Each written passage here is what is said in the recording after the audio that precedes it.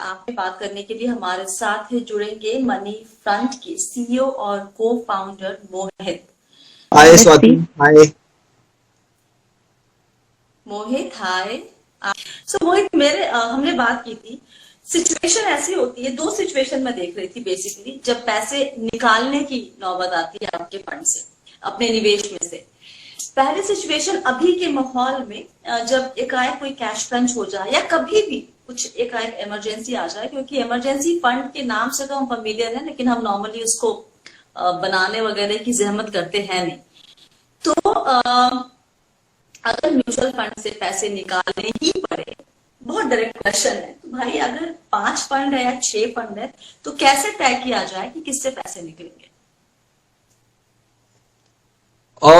तो Swati, I think इसमें जिस तरह से हम इन्वेस्ट करते वक्त सोचते हैं कि किस तरह से हमको इन्वेस्टमेंट करना चाहिए, क्या क्या उसका प्रोसेस होता है, किस तरह से स्कीम आइडेंटिफाई करते हैं, सेलेक्ट करते हैं, वैसे ही रिडेम्पशन का भी एक साइंस होता है। एंड अनफॉर्चुनेटली इतना डिस्कशन नहीं होता उसके ऊपर में। एंड आई एम ग्लैड कि आपने आज ये टॉपिक उठाया है कि किस तरह से रिडीम करना चाहिए।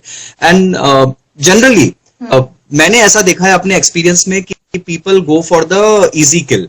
उनको लगता है कि यहां पर प्रॉफिट बन रहा है मेरा स्कीम में XYZ, और इसमें से प्रॉफिट निकाल लेता हूं, and that is the right way. But that in fact is the most unfortunate and wrong way of doing it. It is like cutting a tree which bears you fruit. So जो पेड़ आपको फल दे रहा है, आप उसे नहीं काटते हैं. You try and weed out the wrong plants first. तो इसका जो प्रोसेस है, आई थिंक सबसे पहला स्टेप उसके अंदर में ये है कि आपको वो तय करना होगा कि आपका डेट इक्विटी एलोकेशन जब आपने इन्वेस्ट किया था उस टाइम पर क्या था। अगर सपोज करिए एक इलस्ट्रेटिव सिनेरियो लेते हैं, आपने शुरू किया कि 50 डेट और 50 इक्विटी में अपना पोर्टफोलियो इस तरह के इस पैटर्न पर बनाऊंगा। एंड लेट से आपको अब रिडेम्पशन की जरूरत है, कुछ इमरजेंसी सिनेरियो आ गया है and you want to pull out money. तो what you should do is, first you should see at that point in time आपका डेट इक्विटी एलोकेशन क्या है। सपोज करिए उस टाइम पर बिकॉज ऑफ मार्केट मूवमेंट और व्हाटएवर आपका equity 60 है और डेट 40 है। आपका डिसाइडेड पैटर्न 50-50 था, then it makes sense for you to cut down 10% of equity and move the allocation back to 50-50. And vice versa also, अगर date ज्यादा है और इक्विटी कम हो गया आपके डिसाइडेड पैटर्न से, तो पहले डेट रिडीम करेंगे और फिर equity. So this is rule number 1। And इसके बाद then we go into steps of this further breaking down the steps. तो अगर आपके पोर्टफोलियो में डेट और इक्विटी दोनों है, तब तो समझ में आता है कि आप पहले डेट की तरफ जाएंगे और फिर इक्विटी में आएंगे। लेकिन मान लीजिए कि डेट के नाम पे आपके पास डेट म्यूचुअल फंड्स नहीं है, आपने फिक्स्ड इनकम प्रोडक्ट्स, जैसे आप कह लीजिए PPF, EPF, इनमें आपने निवेश किया हुआ है, तो फिर सिर्फ इक्विटी अगर आपके पास है तो क्या करेंगे? ओके, सो अगर हमको इक्विटी में फिल्टरेशन का प्रोसेस डालना है कि हम किस तरीके से अपने इक्विटी पोर्टफोलियो में ये डिसाइड करें कि हमें क्या रिडीम करना है, तो आई थिंक उसके कुछ बेसिक रूल्स हैं, और सारे इन्वेस्टर्स अगर इस रूल को, इस प्रोसेस को फॉलो करेंगे तो आई एम प्रिटी श्योर वो कभी गलत स्कीम से रिडीम नहीं करेंगे। सबसे पहला पॉइंट है, उसके अंदर में आप एक बार को ये देखिए कि आपका टैक्सेशन स्कीम वाइज क्या आ रहा है, कितना लॉन्ग टर्म है, कितना शॉर्ट टर्म है, और किस स्कीम में एग्जिट लोड है, कौन सी स्कीम एग्जिट लोड के बाहर है। पहले उसका लिस्ट बना लीजिए। तो सपोज करिए आपके पोर्टफोलियो में 10 स्कीम्स हैं और उसमें से 6 स्कीम्स जो हैं वो लॉन्ग टर्म हो चुकी हैं और 4 स्कीम है वो शॉर्ट टर्म है, और कुछ 4 स्कीम्स में एग्जिट लोड है। तो जहां एग्जिट लोड है, until and unless the reason to redeem out of them is very very strong, which can only be an event driven reason, otherwise you should not, which means कि आपने बहुत कम समय बिताया है इन स्कीम्स में, 1 साल से कम अगर इक्विटी स्कीम है तो, and there is no reason that you should जज the scheme so soon, even if it is underperforming, it is giving you negative returns या जो भी है, 1 साल से कम अगर इक्विटी स्कीम है तो कोई रीजन नहीं है कि आप उसको छुए। तो उसको आप साइड में निकाल कर रख दीजिए एक बार को। उसके बाद the most critical thing is to figure out कि कौन सी स्कीम्स किस तरह से परफॉर्म कर रही है। तो द सेकंड बेंचमार्क और the second litmus test is to check the performance of each scheme, and you should then weed out the under performing schemes. I again repeat, आप सबसे पहले वो स्कीम्स निकालेंगे जो खराब कर रही हैं, अंडर परफॉर्म कर रही हैं। अब अंडर परफॉर्म को हम कैसे डिफाइन करते हैं? हर स्कीम का एक कैटेगरी होता है, तो अगर आप लार्ज कैप स्कीम्स को जज कर रहे हैं तो प्लीज उसको लार्ज कैप कैटेगरी में जज करिए, उसको किसी मिड कैप या स्मॉल कैप के साथ में कंपेयर मत करिए। Rule number 1।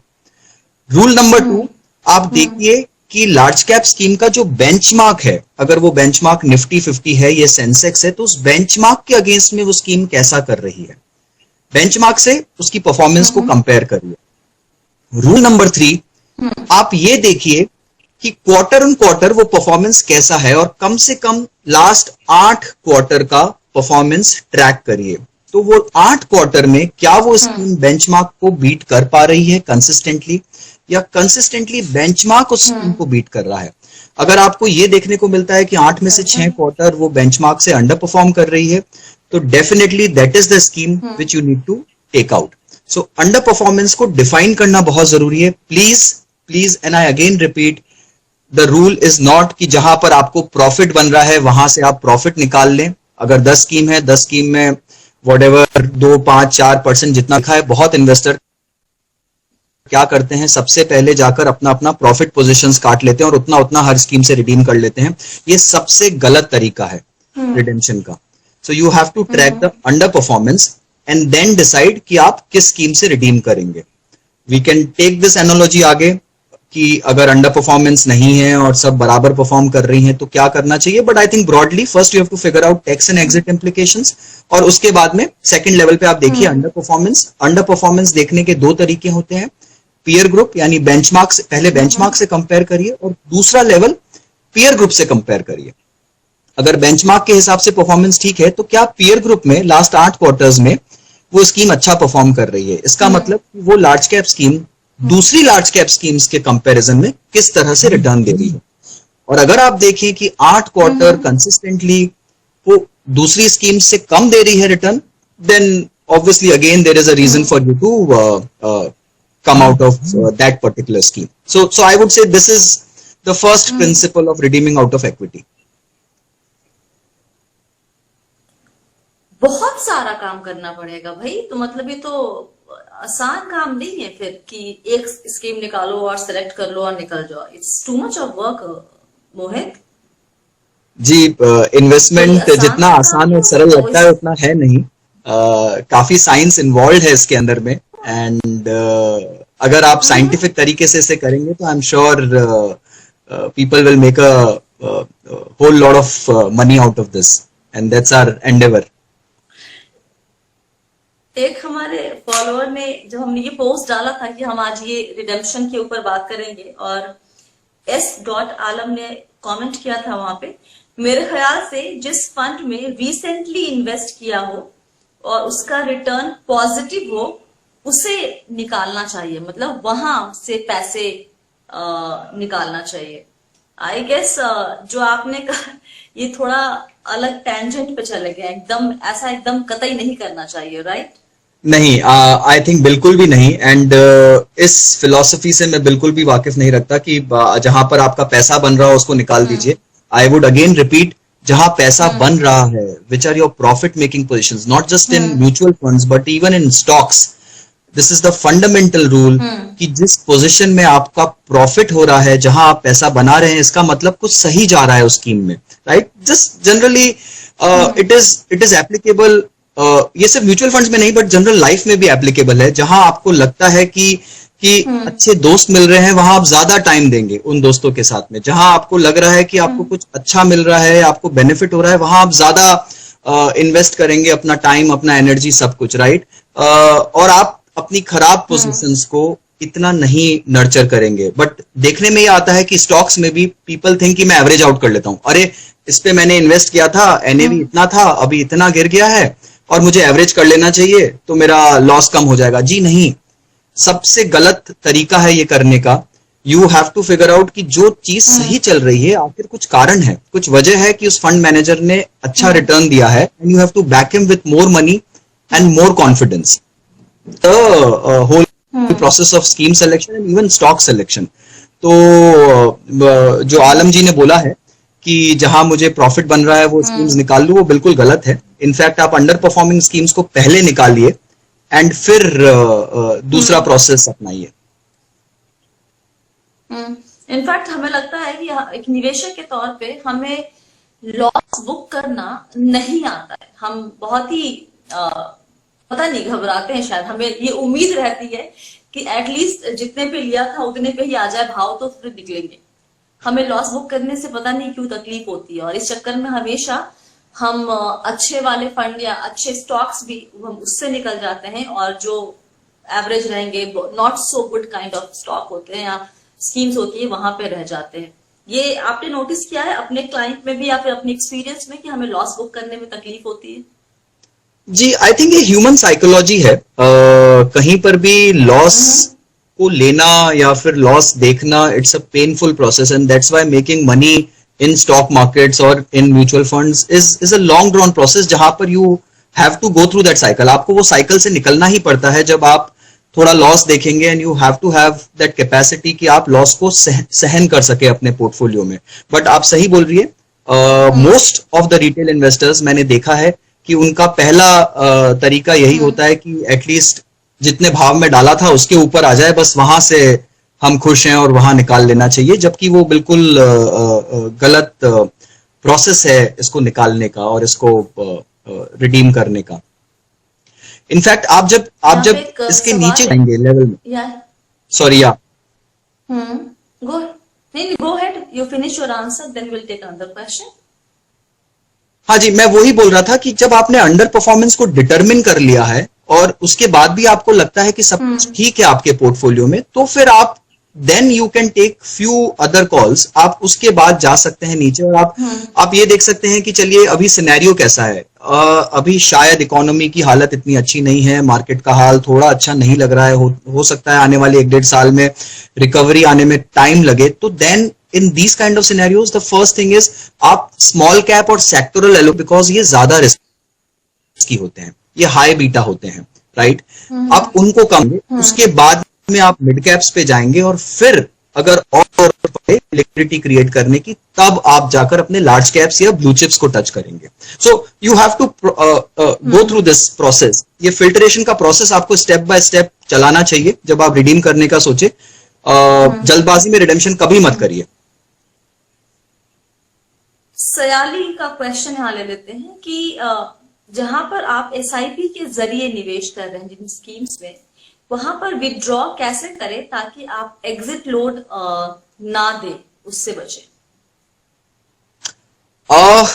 देखिए, अगर आप एसआईपी से विड्रॉ कर रही हैं तो ऑनेस्टली मैं समझ रहा हूं कि बहुत ज्यादा जरूरत है लिक्विडिटी की।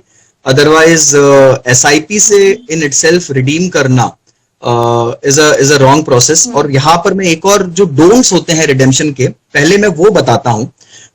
मैंने बहुत बार देखा है कि लोग कहीं से प्रॉफिट बुक कर रहे हैं, कहीं से रिडीम कर रहे हैं और साथ में उनका एक एसआईपी भी चल रहा है, विच इज जो बहुत ही ज्यादा कंफ्यूजिंग तरीका है एक म्यूचुअल फंड पोर्टफोलियो को चलाने का, और बिल्कुल गलत तरीका है कि एक तरफ आप नया पैसा निवेश कर रहे हैं और दूसरी तरफ आप उसमें से रिडीम कर रहे हैं, कुछ चर्न कर रहे हैं, कुछ मूव कर रहे हैं, कुछ रीबैलेंसिंग कर रहे हैं। रीबैलेंसिंग करिए, अंडर परफॉर्मिंग से और अच्छी स्कीम्स में जाइए रेगुलरली, फ्रीक्वेंटली, बट ऐसा नहीं हो सकता कि रेगुलरली आप एसआईपी चला रहे हैं और रिडीम भी कर रहे हैं, विच इज अ रॉन्ग प्रोसेस। एक तरफ निवेश कर रहे हैं, एक तरफ निकाल रहे हैं इक्विटी से, it doesn't make sense. Coming back to this question, अगर आपने एसआईपी किया है, the rule that goes is first in first out, FIFO. तो जो यूनिट सबसे पहले गई थी अंदर, वो सबसे पहले बाहर आती है। तो अगर आपने लेट्स से लास्ट 5 साल से एसआईपी आप कर रहे हैं, तो जो 5 साल पहले की यूनिट्स थी, अगर आपने मान लीजिए आपने 100 यूनिट हर महीने खरीदे किसी स्कीम के, और अगर आपने आज 1000 यूनिट रिडेम्पशन का ऑर्डर डालते हैं, जो पहले 10 महीने की यूनिट्स थी वो बाहर आएंगी, तो वो जनरली एग्जिट लोड के बाद होती हैं।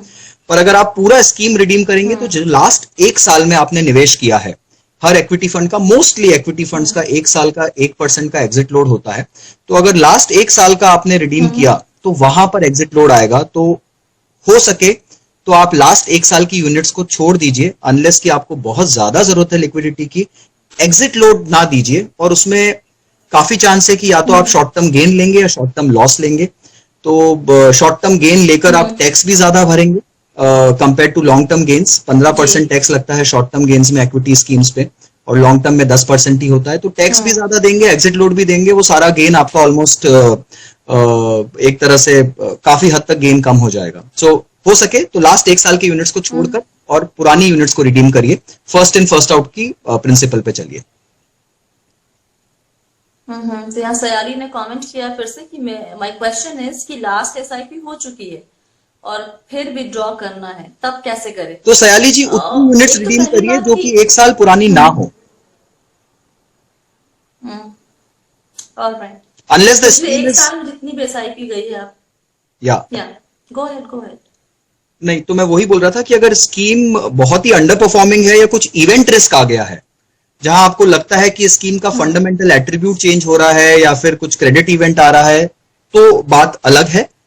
अगर इवेंट ड्रिवन है तो फिर आपको पूरा स्कीम निकालना पड़ेगा, चाहे एग्जिट लोड हो ना हो, वो एक अलग कॉल होता है। बट अगर एग्जिट लोड लग रहा है और शॉर्ट टर्म गेन्स है, तो लास्ट 1 साल के यूनिट्स छोड़कर सयाली जी उसके पुराने वाले, उसके पहले वाले यूनिट्स को रिडीम करिए, और 1 साल की यूनिट्स को 1 साल होने दीजिए और उसके बाद में रिडेम्पशन करिए।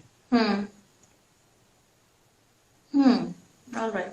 अच्छा, एक तो ये हुआ कि अभी इमरजेंसी आ जाती है और आपको पैसे चाहिए और आप सीधे अपने म्यूचुअल फंड निवेश से आप पैसे निकालने की सोचने लगते हैं। उसमें 2 तरह के लोग होते हैं, एक वो जो शायद अभी पैसे निकालेंगे और कुछ दिनों में वापस डाल भी देंगे क्योंकि उनको अभी जरूरत है, may be for a month और 2, और फिर वो डाल देंगे उनमें। और जो दूसरे तरह के लोग जो निकाल लेंगे फिर बोलेंगे अच्छा ठीक है अब ये गया, अब हम बाद में देखा जाएगा, एसआईपी जारी रहेगी, बाकी निवेश जारी रहेगा, बट जितना निकाला है उसको हम वापस से भरने नहीं जा रहे। तो इन दोनों की तरह के जो लोग हैं, और आज के माहौल की मैं खासकर बात कर रही हूँ, इस 2 तरह के लोग की स्ट्रैटेजी क्या अलग होगी, या फिर आप जो फॉर्मूला बता रहे हैं उसी फॉर्मूले पे दोनों लोग काम करना होगा?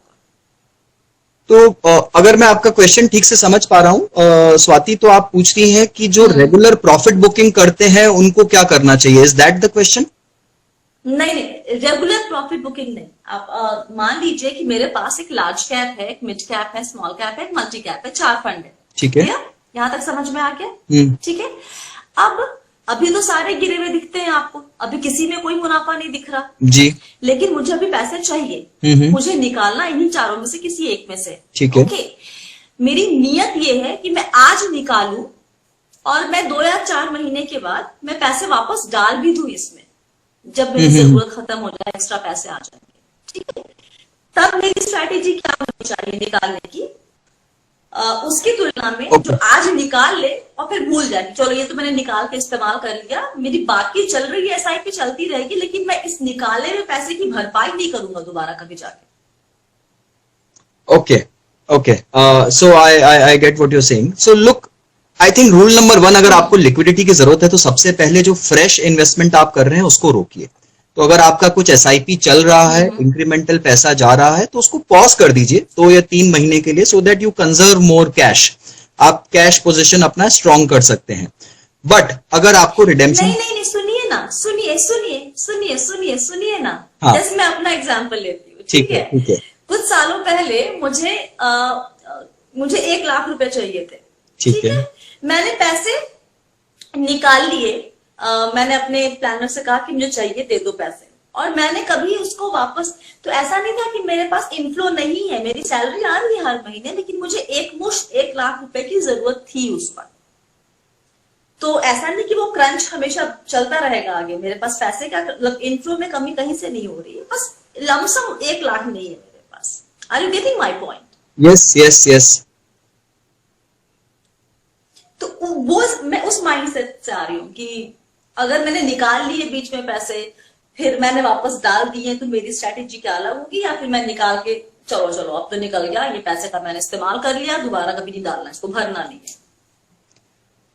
नहीं, सो अगर आपने निकालना है, और जैसा आपने बताया कि आपके पास में 4 कैटेगरीज हैं, large cap, multi cap, mid cap, small cap, तो सबसे पहले जिस तरह का मार्केट और जिस तरह का माहौल अभी है, right, which is a kind of dull market, I would say, जहां पर बहुत ज्यादा करेक्शन हो गया है, 25% अपने पीक से मार्केट घिर चुका है।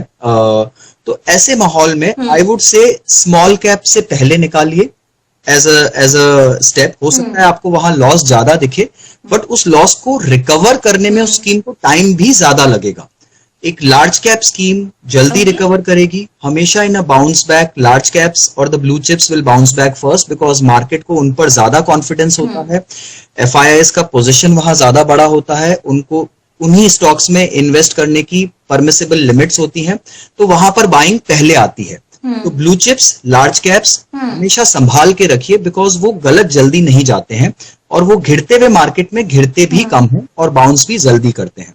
तो सबसे पहले स्मॉल कैप से निकालिए। आपकी एक मुश्त जो रकम है 1 लाख रुपए की, आई एम श्योर स्मॉल कैप आएगी। अगर वो नहीं आ पाती है तो मिड कैप पे जाइए, वहां से निकालिए and go bottoms up, I would say, which is small cap, Okay. mid cap, then multi cap, and then finally if you need money you have to pull it out from the large cap. और जब वापस डालने जाएं, अपने पैसे को वापस invest करने जाएं 2-3 महीने बाद जब आपके पास में लिक्विडिटी हो, प्लीज उसे खर्च ना कर दे और ये ना सोचें कि अब वापस डालने की जरूरत नहीं है। तो come back to markets as soon as you have the liquidity. और I would again say now go top down in the process of investing. Start from large cap, then multi, then large plus mid, then mid, और फिर finally अगर आपका allocation सब जगह पूरा हो जाए तब स्मॉल कैप में वेंचर करिए कि बहुत पैसा है, बहुत डाल चुके हैं, अब थोड़ा सा हमें एक्स्ट्रा रिस्क लेना है, तब स्मॉल कैप में जाइए। So when you start investing go top down, when you start redeeming go bottoms up. मैं मेरे दिमाग में क्या चल रहा था, and I share that with you and with all those people who are watching it right now. आज के माहौल में अगर मेरा इरादा पैसे निकाल के वापस डालने का नहीं है, and please correct me if I am thinking in a wrong direction, okay, just मैं थोड़ा सा बैठ के दिमाग लगा रही थी इसके ऊपर। तो अगर मुझे भरपाई नहीं करना है तो मैं किस में से निकालूं? मेरे पास लार्ज कैप भी है, मल्टी कैप भी है, मिड कैप भी है, स्मॉल कैप भी है, तो मैं उसमें से निकालूं जिसमें जैसे कि मैं स्मॉल कैप से नहीं निकालूंगी, तब मैं उसमें से निकालूंगी जिसमें मुझे नुकसान कम हुआ है, जिसने मुझे बचा के रखा है। I tell you the reason why, क्योंकि ऑलरेडी मेरा स्मॉल कैप में ठीक ठाक घाटा दिख रहा है, मैं उसमें से और निकालूं तो ज्यादा लॉस पे बाहर निकलूंगी बेसिकली। इंडेक्स फंड या लार्ज कैप ने मुझे बचा के रखा है तो आई एम श्योर, और क्योंकि मेरी एसआईपी तो जारी रहेगी तो मैं वहां पे कम नुकसान से बाहर निकल रही हूँ। This is what I am, मेरा दिमाग चल रहा है। अगर मेरी नियत है कि मुझे पैसा वापस डालना है इसमें, तो मैं स्मॉल कैप या मिड कैप से निकलूंगी, इसलिए क्योंकि जब मैं भरपाई करूंगी तो मुझे वही लेवल मिल जाएगा। स्मॉल कैप मिड कैप को रिकवर करने में टाइम लगेगा अभी, करेक्ट? अभी ये 2014, 11, 12 के लेवल पे पहुंचा हुआ है, तो इसको रिकवर करने में टाइम लगेगा इस बार। तो अगर मैं 4 महीने बाद वापस से पैसा डालूंगी तो मुझे वही लेवल्स मिल जाएंगे। हाँ, शायद वो ब्लू चिप में मुझे या इंडेक्स या लार्ज कैप में मुझे वो लेवल ना मिले। This is how I was like thinking. Am I right, am I wrong? It's too complicated. No, I get what you are saying and I think that is honestly आप जो बोल रही हैं वो एक बहुत ही कॉमन फिलॉसफी है and that is how people approach this entire process of redemption. But Swati, जो पैसा आपको स्क्रीन में दिख रहा है और जो पैसा आपके हाथ में आता है, that is the same amount of money. 100 rupee on screen is equal to 100 rupee in hand. तो अगर आपको पैसा आप लगता है आप वापस डालेंगी और इसलिए आप स्मॉल कैप से निकालेंगी, और अगर आपको लगता है कि आप वापस नहीं डालेंगी तो जहां प्रॉफिट बन रहा है वहां से निकालेंगी, तो वो गलत है। In any case your call should not change कि आप वापस डालेंगी या ना डालेंगी, राइट? वो सिनेरियो डिपेंडेंट है। हो सकता है आप बहुत श्योर हैं कि आप वापस निवेश कर देंगी, और हो सकता है कि वो किसी सिचुएशन पे डिपेंडेंट है, आप डाले ना डाले वापस। It can be subject to market condition, subject to your income, whatever, right? But that is a different call all together. जब आप डालेंगी तो फिर से मार्केट को एनालाइज करेंगी, फिर से पोर्टफोलियो को एनालाइज करेंगी, फिर से देखेंगी क्या अच्छा जोन है, कहाँ डालना चाहिए। वो एक सेपरेट इक्वेशन है। निकालते वक्त आप ये नहीं सोच सकते कि आज से 1 साल बाद या 6 महीने बाद मुझे वापस डालना है तो उस हिसाब से कुछ निकालता हूं। निकालना या रिडीम करना एक अलग प्रक्रिया है, एक अलग प्रोसेस है। उसके साइंस के हिसाब से चाहे वो लॉस मेकिंग हो, चाहे वो प्रॉफिट मेकिंग पोजीशन हो, इट डजेंट मैटर। पहले आपको अंडर परफॉर्मिंग या जो खराब परफॉर्म कर रही है स्कीम, उसे निकालना है। और वो करने के बाद अगर मार्केट कंडीशन ऐसी है जहां पर लगता है कि स्मॉल कैप्स को बहुत टाइम लगेगा रिकवर होने में, तो आपको पहले स्मॉल कैप ही निकालना है, उसके बाद आपको लार्ज कैप टच करना है। आप वैसे सोचिए कि आपका 100 रुपया लार्ज कैप में है, 100 रुपया स्मॉल कैप में है, ठीक है। वो 100 रुपया आपने इनिशियली इन्वेस्ट किया था, आज सपोज करिए लार्ज कैप का पैसा कम होकर व्हाटएवर 95 पर है और स्मॉल कैप का जो पैसा है वो कम होकर 85 पर है, ठीक है। तो कुछ 10% का ज्यादा व्हाटएवर 10 रुपए का ज्यादा लॉस स्मॉल कैप में आ रहा है। आप जब स्मॉल कैप से निकालेंगी तो आपके हाथ में 85 आएगा और आप उसको अपने यूटिलिटी में आप जहां पर भी ले लेंगे, और लार्ज कैप से निकालेंगी तो आप 95 आएगा। आप दोनों ही पोजीशन में एक जगह 5 रुपए का लॉस ले रही है, एक रुपए 10 रुपए का लॉस ले रही है, राइट। बट वो लार्ज कैप जो है, जब मार्केट वापस चलना शुरू होगा तो that 95 will become 105 sooner than what that 80 would have become 85 would have become 105। हो सकता है वो 85 आपका अगले एक साल तक 85 पर ही पड़ा रहे क्योंकि आपने उसको छोड़ दिया, और जहां पर वो लार्ज कैप 95 से 105 जा सकता था, आपने वो रैली को इग्नोर कर दिया, वो रैली आपने लूज कर दी। तो जो पैसा एक्चुअल में बढ़ सकता था आपका पोर्टफोलियो में वो बढ़ा ही नहीं, और जो पोजीशन थी आपकी वो वैसे के वैसे रह गई, और आप आज भी स्मॉल कैप के साथ अटके हुए हैं और लॉसेस में फंसे हुए हैं। अगर देखूं, और बहुत सारे इन्वेस्टर्स होंगे जो ये देखेंगे कि उनके पोर्टफोलियो में आज भी 2007 और 2008 के कुछ ऐसे स्टॉक्स, पेनी स्टॉक्स पड़े हैं जो उन्होंने उस टाइम खरीद लिए थे और वो गिरते गए और आप कभी उसको बेच नहीं पाए। आपको लगा मैं इसको एवरेज करता रहता हूं and you couldn't come out of it, और आप अपनी अच्छी पोजीशंस को रिडीम करते रहे अपने लिक्विडिटी के लिए। तो वो फाइनली होता क्या है, वो कुछ खराब जो एप्पल्स होते हैं, some bad apples, they just continue to be in your basket, which is not the right way of going about it. चाहे वो painful हो, in investing you have to cut your losses. Investing का सबसे पहला rule है, you have to be ruthless. You don't have to carry emotions कि यार मेरा पैसा यहाँ पर बन रहा है तो ये निकालता हूं, नहीं। You have to take out the wrong apple, the bad apple first. Okay, तो यहाँ पर एक क्वेश्चन ये आता है दिमाग में, नॉर्मली हम तो रिडेम्पशन की बात कर रहे हैं, लेकिन क्या म्यूचुअल फंड में प्रॉफिट बुकिंग करना चाहिए किसी को? देखिए, म्यूचुअल फंड से आपको पैसा कुछ स्पेसिफिक कंडीशंस में ही निकालना चाहिए, and I think first condition जो हम कब से डिस्कस कर रहे हैं कि आपको लिक्विडिटी की जरूरत है, right. You need liquidity, you need money, emergency, exigency, whatever, आपको पैसा चाहिए, निकालना है, ठीक है, करिए। दूसरा, आपके गोल्स जो थे, आपने कुछ गोल सेट किए होंगे, कुछ एजुकेशन गोल्स, रिटायरमेंट गोल्स, जो भी गोल है आपका, शॉर्ट टर्म, लॉन्ग टर्म, अगर वो गोल्स अचीव हो रहे हैं तो ऑब्वियसली आप वो गोल्स को फुलफिल करने के लिए आप वो प्रॉफिट बुक करेंगे, आप वो पैसा निकालेंगे, पूरा रिडीम करेंगे, और आप पैसे को वापस जो गोल्स में डालना है उस तरह से आप वापस इन्वेस्ट करेंगे, राइट। तीसरा, आपको तब रिडीम करना चाहिए जब कुछ क्रेडिट इवेंट हो गया है या कुछ इवेंट रिस्क आ गया है, विच इज जैसे क्रेडिट फंड्स, उसमें अभी बहुत ज्यादा अनसर्टेनिटी बनी हुई है because of whatever, some fund house, Franklin के कुछ स्कीम्स लॉक हो गए, इन्वेस्टर्स पैसा नहीं निकाल सकते हैं। क्रेडिट, ओवरऑल इकोनॉमी में क्रेडिट सिनेरियो अच्छा नहीं है, there is lack of trust in NBFCs, और बहुत बुरा हाल है कुछ बिजनेसेस का। तो ऐसे केस में you have a negative view on a particular sector और a particular type of scheme, तो वहां से आप निकालना चाहते हैं, बिल्कुल you have to take that call and you have to do it. But मैं उस चीज से वाकिफ नहीं रखता कि पैसा बन रहा है, 100 रुपए डाले, 105 हो गया, 110 हो गया, चलिए 5-10 रुपए निकाल के रख लेते हैं साइड में जी। आई तो बेसिकली आप ये कह रहे हैं कि प्रॉफिट बुकिंग का फंडा म्यूचुअल फंड में नहीं लगा, वो स्टॉक के लिए एसेट एलोकेशन का फंडा होना चाहिए, एसेट एलोकेशन होना चाहिए, प्रॉफिट बुकिंग नहीं होना चाहिए। थोड़ा सा डिफरेंस है, हेयर लाइन डिफरेंस, और वो इक्विटी 50 डेट से शुरू किया था, एक्विटी बढ़कर मार्केट मूवमेंट में 60 हो गया, तो वो 10 आप मूव कर डेट में डालिए basically, and continue your asset allocation. तो आपने जो तय एसेट एलोकेशन किया था अपने दिमाग में, उससे कभी डिविएट मत हुई है। अगर वो एक्विटी कम हो गया है, जैसे मार्केट गिर गया और एक्विटी आपका 40 हो गया और डेट बढ़कर 60 हो गया है, तो एक्विटी में डालिए, अपना एक्विटी फ्लो इंक्रीज करिए, एसआईपी का अमाउंट बढ़ाइए, get it back to 50-50, try and maintain that position जिससे आपने शुरू किया था। So I will call it asset allocation, I will not call it profit booking. Okay, चलिए यहाँ पर एक सवाल मोहित शर्मा का लेते हैं। मोहित शर्मा जी ने पिछली बार भी सवाल भेजा था और इस बार अगर उनका जवाब नहीं मिला तो आई गेस वो अगली बार से लाइव में ज्वाइन नहीं करेंगे हमें। ये उनका रिडेम्पशन पे सवाल नहीं है। उनके पास एक्सिस ब्लू चिप है 3000, एक्सिस मिड कैप है 3000 की एसआईपी, और कोटक मल्टी कैप है 2000। तीनों फंड के नाम सुनाई दे दिया आपको? Axis multi cap, Kotak multi cap, नहीं, Kotak multi cap, Axis blue chip and Axis mid cap. Axis mid cap, Axis blue chip, okay, good schemes.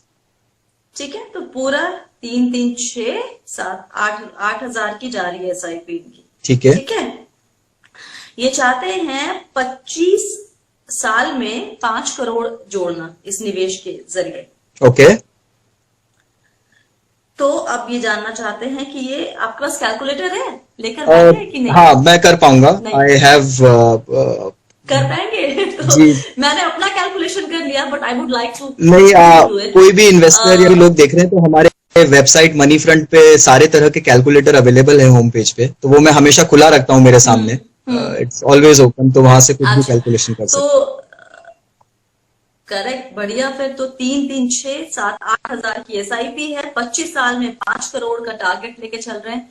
क्या लगता है आपको, कितना रकम और कितनी बढ़ानी होगी अगर हम 12% का एक रिटर्न लेके चले? बहुत ज्यादा रियल, मतलब ऑप्टिमिस्टिक ना हो। मोहित जी, आपको और हमारा नाम मिलता है तो मेरा ये फर्ज बनता है कि आपको जितना हो सके एक्यूरेट इंफॉर्मेशन दूं। तो 8,000 रुपए का सिप अगर आप करेंगे मंथली 25 साल के लिए, तो मैं देख रहा हूं मेरे स्क्रीन पर साइमल्टेनियसली, आई थिंक 2 करोड़ तक का कॉर्पस इकट्ठा होगा अगर 12% का रेट हम लेकर चले।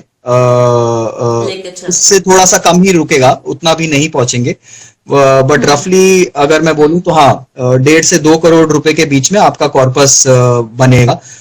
अगर मैं इसको 15% पे भी ले लूं, जो कि पॉसिबल नहीं है, please don't take me wrong, but बहुत मुश्किल है मार्केट्स में 25 साल तक 15%। ना बताएं तो फिर ना बताएं, 15% रहने दीजिए, लेट्स स्टिक टू 12%।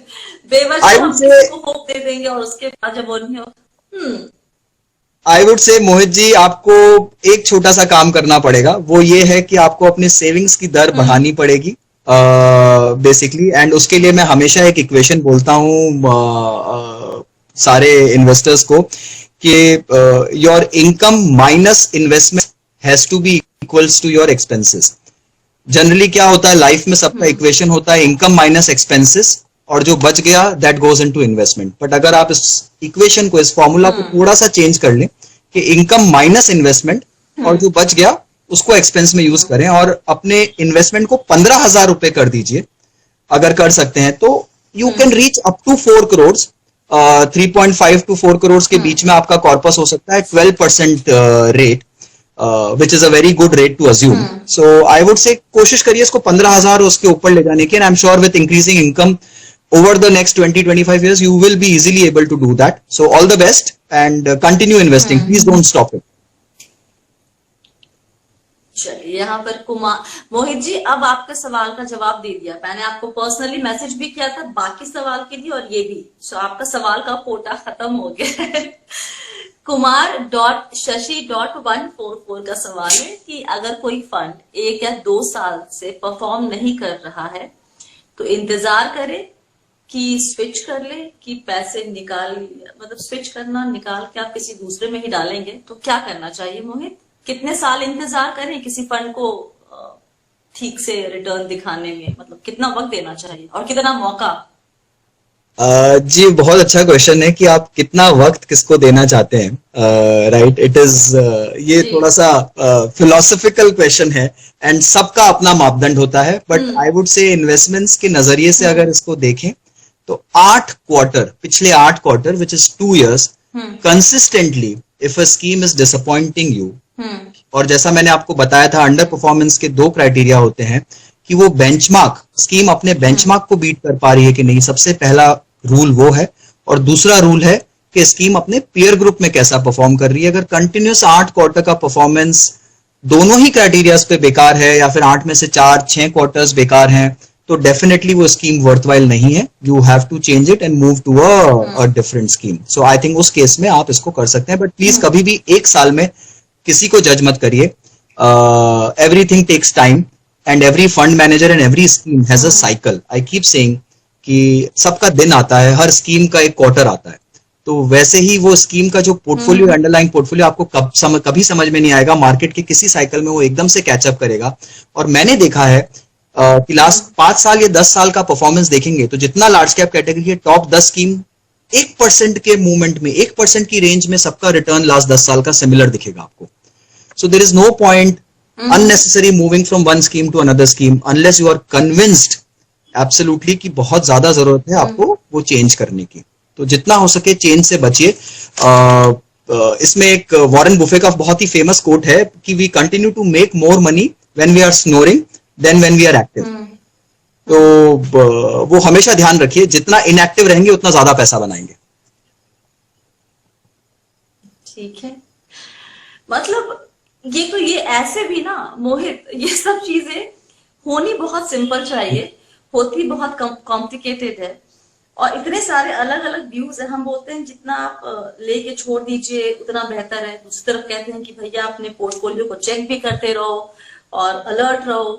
तो ये थोड़ा सा दो अलग अलग तरीके की बातें जब हम कहते हैं तो निवेश करने वाला और सुनने वाला वो दोनों थोड़ा कंफ्यूज हो जाता है, मुझे ऐसा लगता है।